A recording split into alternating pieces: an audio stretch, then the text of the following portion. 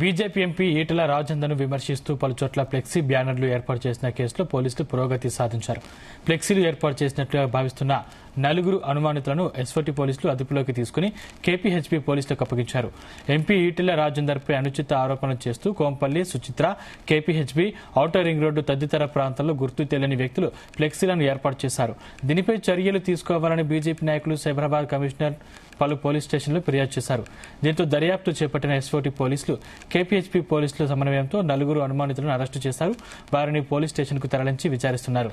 నిందితులు కంటోన్మెంట్, విజయనగర్ కాలానికి చెందిన వారిగా తెలుస్తోంది. ఫ్లెక్సీలను ప్రింట్ చేసిన ఓ వ్యక్తితో పాటు వాటిని ప్రింట్ చేయమని చెప్పిన ఓ బోర్డు మెంబర్, పిఏ, ఫ్లెక్సీలను కట్టిన వ్యక్తి కూడా ఉన్నట్లు సమాచారం.